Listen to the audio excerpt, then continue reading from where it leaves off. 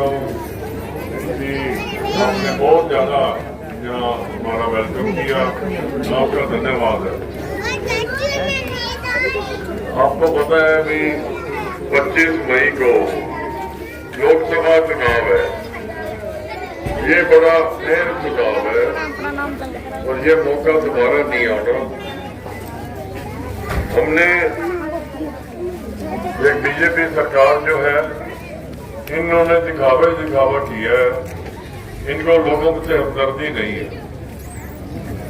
देखो हमदर्दी ना ही तो किसान से थी, 1 साल बैठाए वहां बॉर्डर पे और काफी किसान वहां उन्होंने अपनी जानें गंवाई, और ना ही हमदर्दी इनको गरीब आदमी से।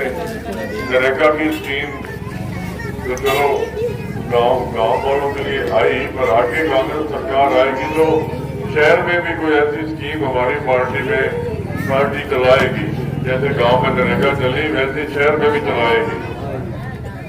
इसके अलावा और भी जो मोदी जी के वायदे थे 15-15 लाख वाले, वो भी आपने देखा धोखा निकला। 2 करोड़ नौकरियां का वायदा था हमारे युवाओं को, वो भी वायदा ऐसे जुमला निकला इसका। तो ये कोई और इतनी महंगाई, आज अगर मोदी जी और बीजेपी सरकार को इनको अगर हमदर्दी हो तो आज क्या इतनी महंगाई हो, क्या डीजल का रेट इतना हो, क्या पेट्रोल का रेट इतना हो, तो हमदर्दी नहीं है। ये 5 किलो जो दाने भेज देने, ये तो भाई कांग्रेस के टाइम में भी था। एक तरफ तो 5 किलो दाने भेज दो आप, दूसरी तरफ आप गैस, हमारी माताएं बहनें खड़ी है तो गैस जो है जो 400-450 हुआ करती थी वो 1100 कर दी। अब इलेक्शन आया तो इलेक्शन के लिए 200 रुपए कटा दी। हमदर्दी देखा करो। एक आपको दबा के वोट लेना, एक असल में हमदर्दी हो, ये चीज देखने की होती है। तो जहाँ तक कांग्रेस का सवाल है, मैं समझता हूँ गरीब आदमी की सच्ची हितैषी कांग्रेस पार्टी है और लोकतंत्र को हमने बचाना है। आज ये भी खतरा है, अपना संविधान भी बचाना है। जो संविधान बाबा साहेब अम्बेडकर जी ने हमारा संविधान बनाया, ये अगर मोदी जी को दोबारा टाइम मिल गया तो ये उस संविधान से भी छेड़छाड़ कर सकते हैं, संविधान से भी छेड़छाड़ कर सकते हैं। इतनी की गारंटी है। मतलब बीजेपी का भी नाम नहीं है, सरकार का कोई नाम नहीं, मोदी कर रहा है जो कर रहा है, मैं कर रहा हूं। तो ये जो आदमी में आ जाए ना ज्यादा, वो संविधान को भी बदल सकता है। भाई नहीं, मैं संविधान में इसको तो छेड़छाड़ हो सकती है फिर इसको। तो ये चीज जो बाबा साहब देके गए संविधान, उसे छेड़छाड़ ये हमने नहीं होने देनी, कांग्रेस पार्टी ने नहीं होने देनी और आप लोगों देश की जनता ने नहीं होने देनी संविधान से छेड़छाड़। और दूसरा, आज जो डिक्टेटरशिप की तरफ जा रहा देश, हमने लोकतंत्र को मजबूत करना है, हमने लोकतंत्र को मजबूत करना है। आज केजरीवाल जी को इलेक्शन के मौके अंदर करना, तो ये क्या गलत है? बिल्कुल गलत है। इलेक्शन में किसी को रोकने की कोशिश करो कि अगले को वोट ही ना मांग पाए, तो ये जो चीजें हैं, तो इनको कोई हमदर्दी नहीं है, सिर्फ दिखावा है। असली हितैषी जो कांग्रेस पार्टी है आम आदमी की, और अगर ये इनको थोड़ा सा भी हो तो आज क्या डीजल पेट्रोल कितने रेट था? आज महंगाई बहुत ज्यादा है।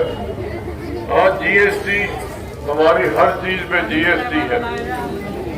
तो ये अखबार में आ जाता है जी कि जीएसटी की जो कलेक्शन है भाई रिकॉर्ड हो गया भाई, जीएसटी इतनी इकट्ठी कर ली, टैक्स इतना इकट्ठा कर लिया, उसकी वाह भाई ये कर रहे हैं, टैक्स इकट्ठा कर लिया। अरे भाई इसका मतलब ये है तुमने लोगों की जेब से ये टैक्स निकाला है। ये बहुत ज्यादा जीएसटी का बोझ लोगों पे ज्यादा डाला, लोगों की जेबों में से ये टैक्स निकाल के जीएसटी, देश का पैसा जो जहाँ हमारे देश में लगना चाहिए वो पैसा मंगोलिया में भी दे रहे हैं, हजारों करोड़ मंगोलिया में दिया, बांग्लादेश क्या दिया, और भी देशों में क्या पैसा दिया हमारा, क्यों भी यहाँ जरूरत नहीं थी? क्या हमारे किसान की लागत कम करने की जरूरत नहीं थी? क्या हमारे गरीब के लिए जरूरत नहीं थी? हमारे देश का पैसा बात क्या मतलब है? एक नेपाल को हम मान सकते हैं कि नेपाल को शुरू से ही इंडिया से जुड़ा हुआ था और इंडिया पर डिपेंड था, पर ये मंगोलिया से क्या लेना था भाई, बांग्लादेश से क्या लेना? वहाँ जो हजारों करोड़ जाके दे आए मोदी जी, तो दुनिया का लीडर बनना है मैंने। इंडिया तो भाई मेरे लिए छोटा पड़ गया, इंडिया छोटा पड़ गया, मैं दुनिया का वर्ल्ड लीडर बनना है। कैंडिडेट जो का अंतर बहुत है। एक पास से तो वो अशोक तंवर है जो कई पार्टियां दल बदल कर गया, और कई यहाँ अपने सरसा हल्के से मौका एक बार मिला, राहुल गांधी जी ने टिकट दी तो, और सारी पार्टी ने मिलकर उनको बनाया, और राहुल गांधी जी को भी छोड़ गया। 5.5 साल प्रधान रखा राहुल गांधी जी ने, तो जो उनका ही नहीं हो सका, जिसने इतना मान सम्मान किया वो किसी और का हो सकता है? हो सकता है किसी का जो राहुल गांधी का नहीं होया, जिसने इतना मान सम्मान किया अशोक तंवर का। वही बात हुई, जिस पार्टी में गया उसको धोखा दिया, पर अगली में गया पर उसको धोखा दिया, पर तीसरी में गया पर वहां धोखा, लड़के में इधर तो ग्रांटा का मतलब नहीं। और दूसरी तरफ एक कैंडिडेट अपने एरिया की समझ लो, आदमी का जहाँ से राजनीतिक कैरियर शुरू होता है वो उसका घर लगता है। तो कुमारी शैलजा की जो शुरुआत हुई राजनीति की वो सरसा हल्के से हुई, तो इसको अपना घर मानती है कि मेरा राजनीतिक जीवन जो है वो सरसा हल्के से शुरू हुआ, और परबुआला और टोहाना में कोई फर्क भी नहीं है, कोई फर्क भी नहीं है। तो एक लीडर जो अपनी है, जिसको हमदर्दी है, और कांग्रेस में बड़ा ऊंचा स्थान है उनका, वो दूसरा कल है, तो कोई मुकाबला ही नहीं है, कहाँ अशोक तंवर, कहाँ कुमारी शैलजा।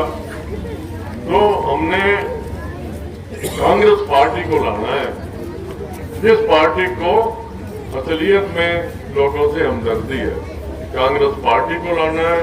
इंडिया गठबंधन की सरकार बनने जा रही है और कांग्रेस पार्टी का प्रधानमंत्री बनने जा रहा है, और अपने पास एक बड़ी काबिल नेता कुमारी शैलजा जी के रूप में आई है एज ए कैंडिडेट। हमारा फर्ज बनता है कि हम जो है एक एक वोट कांग्रेस पार्टी को और कुमारी शैलजा को दें, हर तरह से जो भी कर सके भाई। उस टाइम अपने आपका आशीर्वाद था, जो कुछ कर सके अपने किया, और आगे परमात्मा और टाइम देता है तो कोई नहीं, कोई समस्या का कोई साझी समस्या तो रहेगी नहीं है, कोई ऐसी बात नहीं। तो ये इलेक्शन मैं ये समझता हूँ, लोकसभा पहले आई है, विधानसभा तो बाद में आनी है, तो ये बहुत जरूरी है देश में बीजेपी सरकार को सत्ता से बाहर करना, मोदी जी को सत्ता से बाहर करना बहुत जरूरी है, और वो कांग्रेस पार्टी बाहर करेगी, कांग्रेस पार्टी को मजबूत करे।